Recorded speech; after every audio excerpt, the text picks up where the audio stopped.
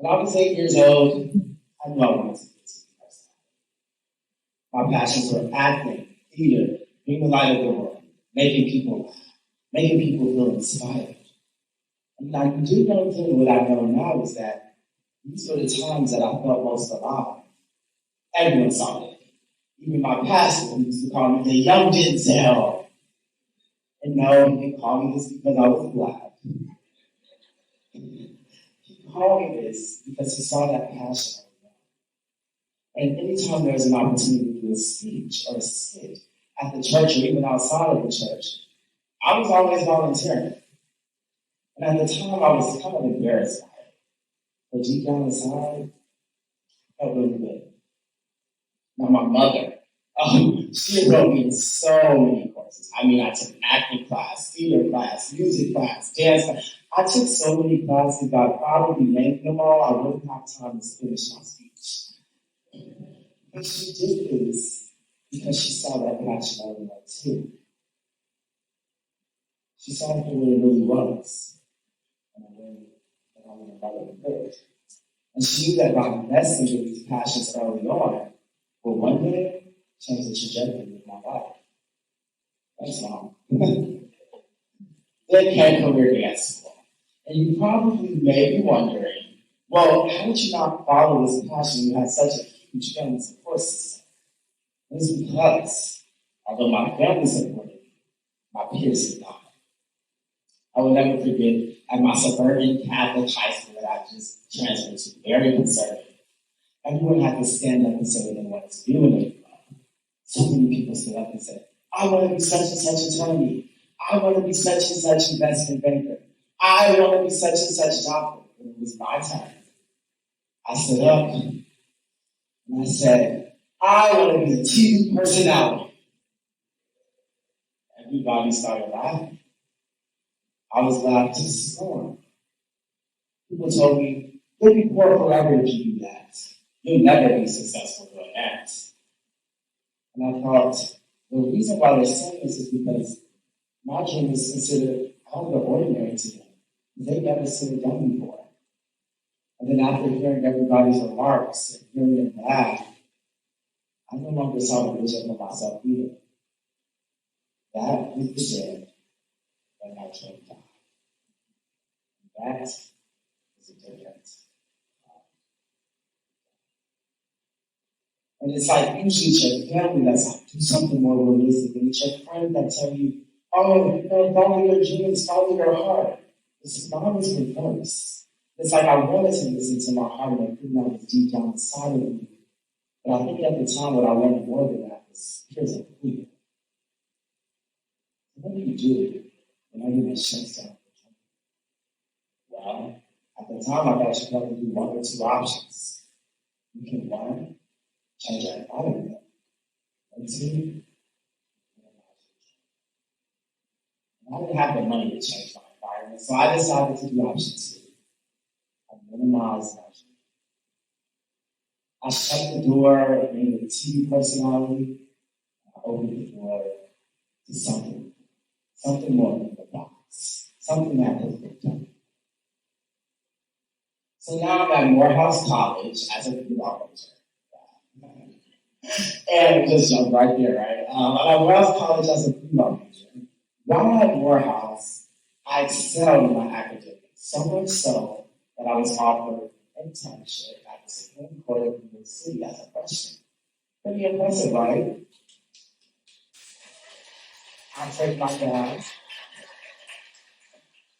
but I hate it. Okay? Reading through contracts and motions all day was just not my idea of a great time. However, what I do remember is one day sitting in on the trial I was having. And it was my first time seeing the defense attorney in action. And something lit up inside of me. I was like, oh my gosh, he's killing it. And I didn't know this then, but I know now that the reason something lit up inside of me is because a defense attorney is literally giving a speech to an audience to persuade them to believe that their client is innocent. It was what I wanted to do. It was that thing that I loved, that thing that was inside of me all this time, that I really kept trying to come to surface, and I kept pushing it down. And I saw this play out again when I switched my major to business marketing. But I really just wasn't. So then anyways, I graduated from Morehouse College. Yes. It's like, I'm like, where y'all from? So graduated from Morehouse College, and I started a job at an investment bank. And I'll never forget the first 2 weeks at this bank, we had to do one-on-ones with people who are higher up in the company. Us new analysts who call them the SVP. So we would always say it bougie like that. So we were doing our one-on-ones with the people higher up in the company, and something stood out to me that I wasn't like. Everybody I talked to was at the company for 10 plus years. I remember thinking, 10 plus years? You all have been here for 10 plus years? I have been there for 10 days and was like, and you're telling me you've been here for 10 plus years? And you know what I realized? Although they could do that for 10 plus years, I could never do that because my heart wasn't in it. So I did what a lot of other Gen Zs do. I went on social media. And, the reason why Gen Zs and just people in general go to social media nowadays is because it's an outlet to express yourself in a world that's always trying to limit you and conform you. So when I started posting on social media, my goal was to never be an influencer. My goal was basically to educate minorities specifically on how they can get access to corporate America. Because I was so good at navigating these spaces when I was an undergraduate. And I even participated in so many career readiness programs. So I would say I knew what these employers were looking for.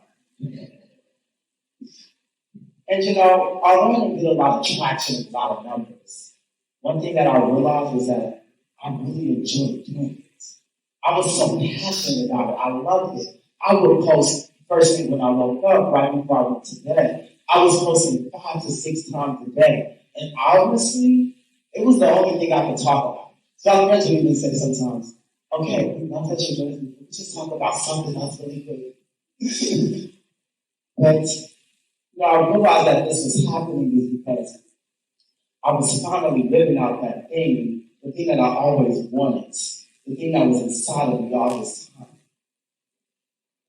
So then after that, I was like, you know what? I wonder what would happen if I actually took this platform and I grew it somehow. So I started doing research on social media, on TikTok specifically. Put out my computer and I saw 70% of users are Gen Z. Oh my gosh, I'm Gen Z. I also saw that they push out content that's comical. I don't think I'm that bad. So, you know what? I said, I got it. I'm going to upload videos on Generation Z in the workforce because I still wanted to make sure that I was educating minorities and people who were trying to enter the corporate world. So I pulled out my phone, spoke to the camera, uploaded the video, and went about my business. Here's the video that I uploaded.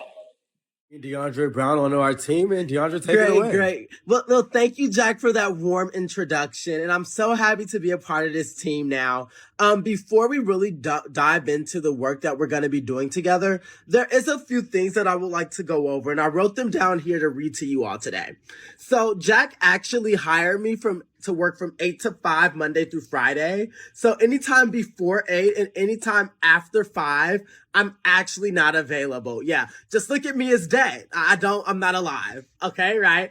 Also, on days off, please do not reach out to me. I'm also dead on those days as well. And I think that's pretty self-explanatory. And lastly, I will not be scheduling one-on-one calls with you all. Instead, please email me your zodiac sign, and that'll show me and tell me everything I need to know about you, right? Right, and I'll make sure to email these notes to you as well, just so that you have them for reference in regards to me. So that was the video I uploaded, right? So the next morning I woke up, and I received a text from my old boss, and she was like, yo, I've been seeing your video all over social media. It's so funny, you're hilarious, keep going.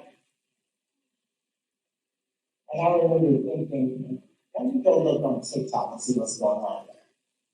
Open up the TikTok app and I see 1 million views in less than 24 hours. I said, oh my gosh, this is good. I have something going here. So then I said, I'm just going to keep posting consistently because I know when you're consistent at things, then you should work out in your favor.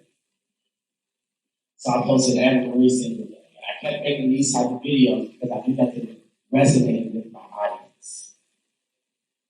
And the next thing you know, I'm receiving news articles, calling me, emailing me, asking to write publications of me.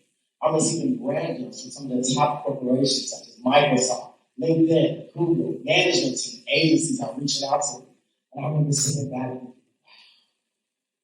all of this because of passion, consistency, and listening to that thing that's always inside. Suddenly, nothing else mattered besides making that little boy happy. The one that had a dream. The one whose dream got shot down.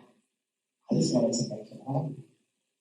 So I decided to take a leap of faith and I quit my job. Well, I didn't quit it today, you all, but I did quit after 10 months. And taking that leap of faith is very difficult. Because being a full-time entrepreneur is no easy task. Right, you all know. Some of you know, right? But you have to be your own self-motivation. And I stay motivated through listening to motivational podcasts, A, and B, my supporters keep motivated as well. So I'm a dog named Harper. If you're familiar with my content, you've seen Harper a lot too. And one day I was walking Harper down the street, and a lady came up to me and she said, I know you don't know this, you don't know me, but you really inspired me to set boundaries. I said, tell me what? She said, I was really hating my job. I felt like I was going to work. I was listening. And I came across your videos on social media. I said, you know what? I'm going to try it. She said she tried it. And not only did they listen to her, it also helped her grow her relationship with her boss. And I remember thinking, wow, by following that thing that was always inside of me, I'm impacting other people's lives as well. And I'm motivating other people to do things as well. Isn't that crazy? So also I listen to a lot of Steve Harvey. I love Steve Harvey. And Steve Harvey talked about the first time that he did stand-up comedy and he won $50. And he said how he cried the entire way home. He said that the reason why he cried home is because he felt like he was born. For the first time in his life, he felt like he was born. That's what Steve Harvey did the next day. He quit his job. That really resonated with me, though, because when I started posting on social media, when I started growing on social media, I do feel like I was born. As I mentioned earlier, all I wanted to do was make that little boy that was shut down, that people said no to, that people laughed at. I just wanted to make him happy. And that's the only thing that mattered. Nothing else mattered to me. And I felt like this was the time to do something. So I'll say all this to say that if you're passionate about something, if there's something that you feel is calling you on the inside, listen to it, follow it, nurture it. Because it's not there for no reason. It's there for a reason. And you never know what's on another door, and there's just a door of opportunity on the other side. But all you have to do is take that first leap. This is what comes from that.